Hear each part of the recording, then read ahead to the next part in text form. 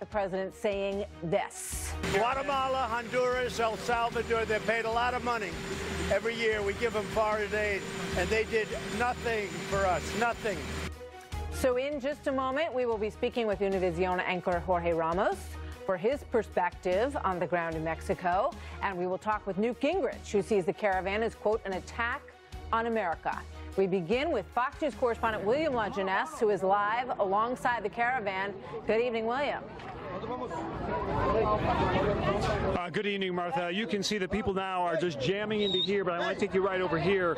Anything with wheels on it, people are trying to get on, okay? They've got another 2 hours left in their trek to the next town they're trying to go to, and people are exhausted. They're hot. It's been a really long day. A lot of people only have flip-flops. They've been nursing blisters on their feet. I'm going to tell you, as anything that stops, right, a lot of local Mexicans are helping these people out with food, with water, obviously clothing and transportation. So if a truck stops, this is exactly what you see. So, you know, people talk about, oh, it's an organized caravan, and I haven't seen that. I have people who don't even have enough money to put socks on their feet. They're dealing with blisters and so forth. But as you said, the caravan itself is growing, okay? What started out as maybe 2,000-3,000 crossing the Honduran border. Now we're up to over 7,000. That's according to the people who are part of this caravan, as well as the Mexican government. Now, in terms of what's happening with Mexico, the government itself has not been able to stop. They were simply overwhelmed by the number, and they're letting them go through. In fact, they told the presidents of Guatemala and Honduras that they were going to offer them safe passage. So you've got this caravan going on for literally miles in both directions. They stop traffic on a major highway. Now, in terms of what's happening next, right, so there's a town north of us about 80 miles. They're doing about 20-25 miles a day. It's called Arriaga. They may be able, some may catch a train there or maybe a bus. The dilemma for them is that they fear is if they get on those buses, Mexican agents will come on and deport them, basically divide and deport. So they kind of have strength in numbers, so they stay together. On the other hand, the heat was so intense today. Crying babies, baby strollers, people just trying to find any kind of shade they can. It's really humid. It's really hot. People were dropping literally all over the place. They couldn't make it. And many of these people are not going to be able to make it. Definitely not another 1,400 miles and potentially 60 to 90 days. It's just not going to happen. So I think for the message, and you know what I'm hearing, Martha, and I'll wrap it up for you, but you know, these people, frankly, everyone I've talked to, they just want a better life. You know, it isn't about the sovereignty of U.S. borders or Mexican borders. They could care less. What they're trying to say is they have no job, they have no hope, they have no wages. People working in the highlands growing coffee, there's no money in that anymore. So if America doesn't want illegal immigration, it's got to get its own house in order, because the people are coming. And in fact, we have in reports that back down at the river, about 50 miles behind me, more people are on the banks of that river to cross into Mexico. Okay, back to you. Very interesting. William, thank you very much. So for more perspective on the ground in Mexico, I'm joined by Jorge Ramos, Univision news anchor and the author of Real America on Facebook Watch. Jorge, thank you very much for being here today. You know, I want a report today from the Washington Post. Great to be here. Said that, glad to have you with us, that many of the people that they talked to, that the Washington Post talked to, they told the reporters that they had already been deported several times from the United States and that they were going to try to make it back in again, many of them, to try to meet up with family members. They said that they would try to run in between the border guards at places that they know are porous along the United States border. And one of them was quoted as saying, that's how it is, they catch you and you try to get back.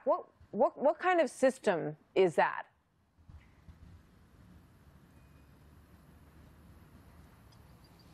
Well, maybe they're only talking to people who speak English. Yes, of course, I've talked to some of them who have been deported, but the majority. ¿Alguno de ustedes ha estado en Estados Unidos antes?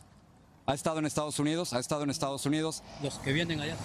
None of them have been in the United States before, so some of them, yes, have been deported, but the majority not, Martha. And something really important is that the vast majority of these people are not criminals. They're not terrorists, and they're not even immigrants. They're refugees, and as a nation in the United States, we have to choose what kind of nation we are and treat them with respect. We cannot prejudge them. We cannot say all of them are criminals, all of them are rapists. That is not true. So what we have to do is to listen to them, hear their cases, and if they deserve political asylum, then grant it to them. Yeah, I mean, according to one estimate by the Gallup World Poll, 57 million people in Latin America and the Caribbean would like to come to the United States. But do you recommend that they should all be allowed in? I mean, at what point is there,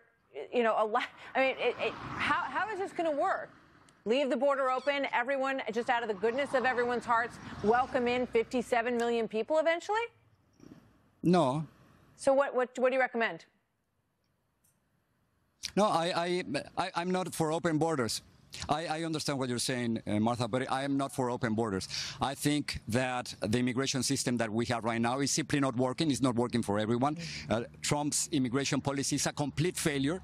It hasn't worked. Enforcement only doesn't work. And what we need is a legal immigration system that really works. Now, despite the optics, I know that if you are in the United States and you are watching this, right, you might think, oh, we're going to be invaded. That is not true. There's no invasion here. We're talking about 7,000 right now, maybe a few thousand more, trying to cross the border between Mexico and Guatemala. Yeah, but Jorge, some of them are going to make it to Texas. I understand, some of them are going to make it to California. You can't but at the end, this is the truth. There's only 11 million people in the United States who are undocumented, and that has remained stable for the last decade, Martha. Yeah, well, but the problem is that it's a law-breaking environment. You're not allowed to just cross the border. You're not allowed to go up and find the openings at the border where there's no Border Patrol agents and sneak your way through and, put your foot on the property and then become the responsibility of the U.S. government. It simply doesn't work. And what's being asked is for Latin America and Mexico to take their share of the burden and to manage this problem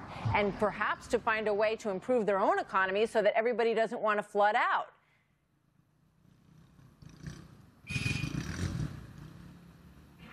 I agree with you, and I think Mexico has done its part.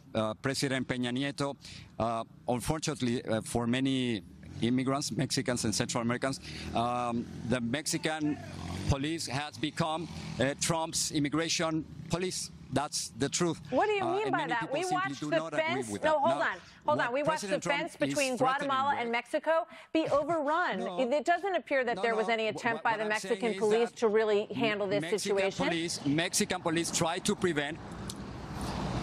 Well, it doesn't seem like Mexican they're up to the police task, tried then. to prevent some immigrants to pass by, and immigration is fluid, and instead of going through a bridge, they use a river, and here they are. So it didn't work, and President Peña Nieto tried to become Trump's police and just simply didn't work. What President Trump is trying to do right now... Why doesn't he be Mexican's police? Why not Mexico's police?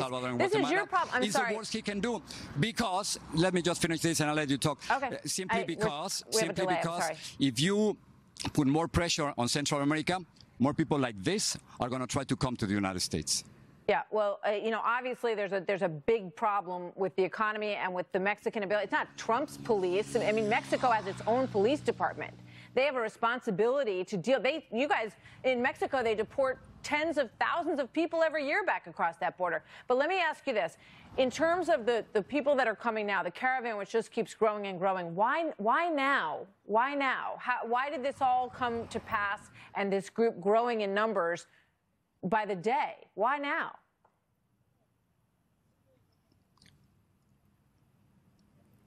Well, I think it started with social media, as it would happen in any other part of the world. And it's so interesting because I didn't see any conspiracy here or any collusion or Democrats or Republicans participating in this. Absolutely not. What has happened is that once people in Central America, especially in Honduras, once they learned that one caravan was going north, they decided to join for two reasons. First, safety. They are not risking being raped or being vandalized on their way from Central America to the United States. And then it has to do with money, Martha, simply money. If you live in Honduras or Guatemala and you want to go to the United States, you got to pay a coyote or a smuggler, maybe $6,000, maybe up to $7,000. But if you are part of this caravan, you won't pay anything. So I think it has to do with safety, and it has to do with money. And that's what we have right now, about 7,000 people in Mexico already, and a few thousand more waiting at the Guatemala border. Yeah, very interesting. Jorge, thank you. Thank you very much.